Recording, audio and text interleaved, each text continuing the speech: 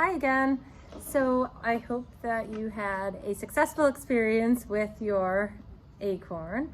Now we're moving on to a project that involves a little more, and we are going to be creating an animal. You said you were interested in making an animal, and we're going to make a little penguin, but I did want to share with you some other animals I've made that you could apply the same techniques that we're going to use for the penguin to make other animals. And I hope I've included enough extra felt so that you can explore your own ideas, as well as the one we're about to do together, this cute little penguin. So here's like a little dog that I made. It's so cute. You can see the parts. One thing I will explain is that the body, the legs, the tail, the snout, they're all made separately and then felted together, and it's super easy.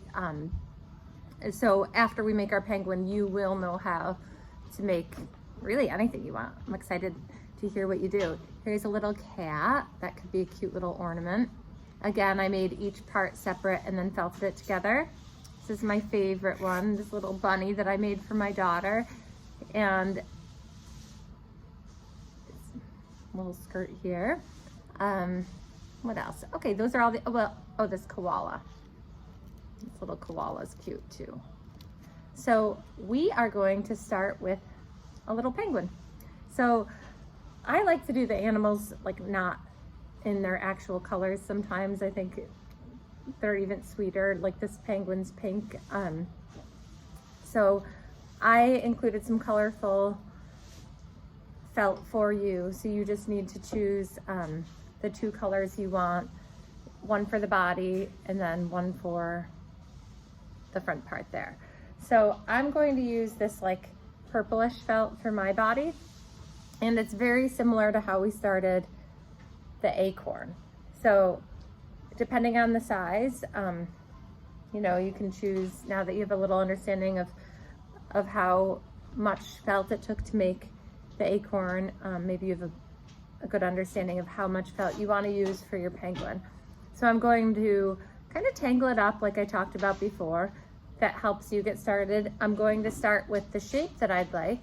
My desired shape this time is a longer shape than just my rounded acorn. So that's what I do here. And I'm just gonna start poking up and down and remembering to turn my felt as I go so it doesn't get stuck in my foam pad. I have at home, I didn't bring it, a wool pad that I like to felt on. I found that it doesn't catch as much as the foam pad. And you could order one on Amazon for probably, like, I think mine was $6. So here we go. I'm just poking and poking and turning, and everybody has their own little style for felting. Some people like to keep things like airy and soft. Other people like to get their creations pretty dense. So you're gonna find your own way to navigate this. Here we go, felting up and down, and it's tangling, and I'm just going fast so you can start to see how the shape is developing. Please take your time. I guess you could just like pause me at any time, right? You can tell I'm not used to making like videos that are, that's okay. I'm really glad you're doing this though. When I first learned to felt, I was so excited. Like, it's just such a fun thing to sit and do, like when you're watching TV, or you could even take it on a car trip if you're a passenger, a little road trip. Not that anyone's doing much of that these days. Okay, so you can see how my shape is developing here. I guess I should move some of these, this little gnome. These are kind of in my way. These are cute little creations that we actually did at our workshop. I taught everyone how to make a gnome, which you will know how to do as well after we do these different projects. So once you get the long, sorry, my husband's moving something, a little noisy. I decided to do your video here at the Art Center instead of home so that actually focus. It's hard to get things done there. Okay, so once you get the long shape that you want, you could do what I showed you before where you kind of clean it up. I like to do that so it's not as lumpy. So you'll see I'm just kind of smoothly wrapping it around here. Gives it a better finished look. And I'm poking and poking. Chris, have you ever tried felting? Nope. No? Okay. Can't remember if you knew. Okay, so I feel like I'm doing this with haste. It's not my best felting work, but hopefully you're getting the idea. So if you did want to transform your shape, so there's more of like a neck or something, you don't have to. This one does not have like a neck shape, I guess, but I do want to show you just in case you choose to do that for something. So there's my little penguin there. So if I want to make this like kind of smaller on the top, I'm just gonna start like felting around deeply, I guess, in a circle. And I'm turning this as I go so that I get a more defined head, I guess, or neck. Okay. So you can see how it's starting, hopefully you can see how it's starting to get thinner there. Okay.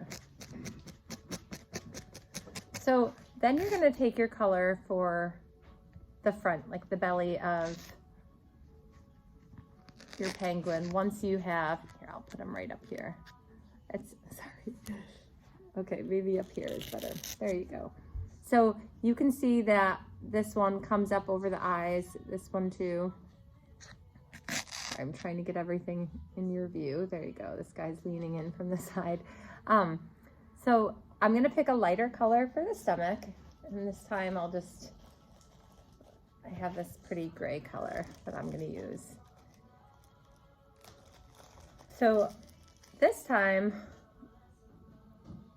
I'm just gonna kind of get it the shape I want. So like long and skinny, and I place it on here, and I'm going to start just felting it in, but not too deep, because if I go all the way through every time, I'll start, oh, I'm actually doing it this time. I'm starting to bring this white or gray color out the back. And I could fix that by just covering it up with the darker color, but you know, you just don't want to pull the colors to the other side unless it's intentional, I guess.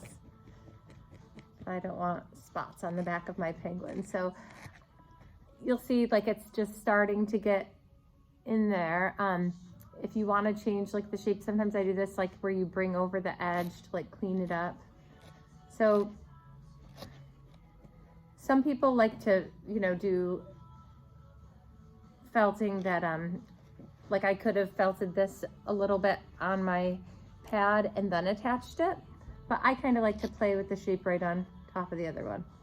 So I'm pushing that in, and let's see, again, not my cleanest work, but I'm trying to move along so that you don't have a very long drawn out video. So you can see how it's really like, it's really on there. And when I'm felting, I like to go from all different directions. It just gives it a better form. And